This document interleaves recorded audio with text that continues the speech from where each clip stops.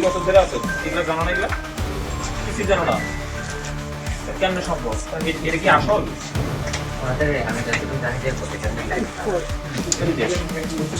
যে চায়না হয়, আমি এতদিন দাঁড়ায় আছি বাংলাদেশে, চায়না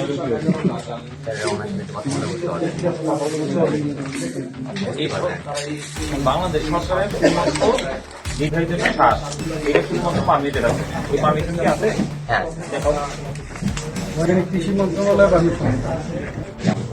আমাদের কাজ দেয়, আমরা কাজ তোমার ভাই তুমি জানো না যে তুমি কি কাজ করতেছো? সম্পর্কে আমাদের এতটা ধারণা নেই।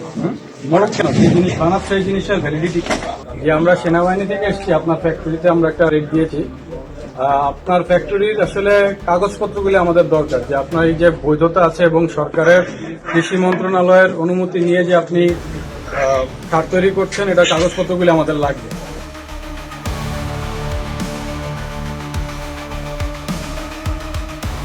আমরা আজকে এখানে বেসিক্যালি এটা ড্যামরার সারুলিয়ার একটি জায়গা। আমরা এখানে আজকে একটি গোপন সংবাদের ভিত্তিতে এখানে একটি অভিযান পরিচালনা করি। মূলত এটা একটি সারের কারখানা, যেটা অবৈধভাবে প্রস্তুতকৃত এবং এখানে বাজারজাতকরণ করা হচ্ছে।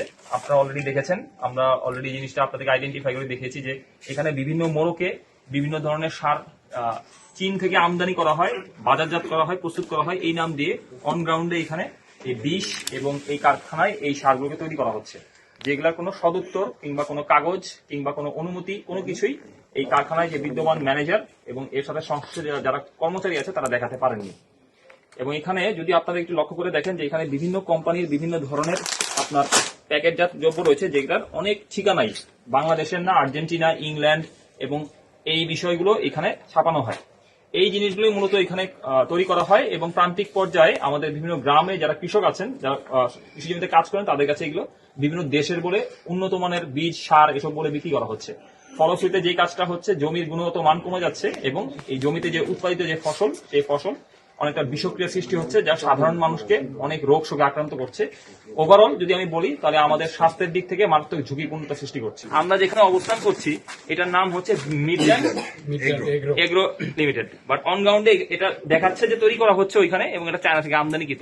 তো আমরা বুঝতেই পারছি যে যেই জিনিসটার কোনো অনুমতি নেই কৃষি সম্প্রসারণ অধিদপ্তর কর্তৃক বা কৃষি কর্মকর্তা কর্তৃক পারমিটেড নয়, এই জিনিসটা যদি জমিতে যায়, তাহলে যেই ফসল ফলানোর কথা, সাধারণ মানুষ কিংবা গরিব মানুষ যেই ফসলের বিনিময়ে কিংবা যে শাক সবজি খেয়ে জীবনযাপন করেন, তাদের তাহলে কি অবস্থা হয়। যার কারণে দেশে দেখা যাবে যে হৃদরোগ এবং অন্যান্য ঝুঁকি বাড়ছে। এগুলা বাচ্চারা খাচ্ছে, আমরা খাচ্ছি, প্রত্যেকে কিন্তু খাচ্ছি। কি খাচ্ছি? একমাত্র এই সব জিনিসের বদৌলতে। এবং এগুলোই কিন্তু যখন পানিতে মিশে, যখন বৃষ্টি হয়, পানিতে মিশে যে জলজ উদ্ভিদ বা প্রাণী, এদেরও ক্ষতি সাধন করছে। তো এটা অনেকটা স্লো পয়জনিং এর মতো, যেটার লং টার্ম প্রভাব আমরা দেখতে পাই।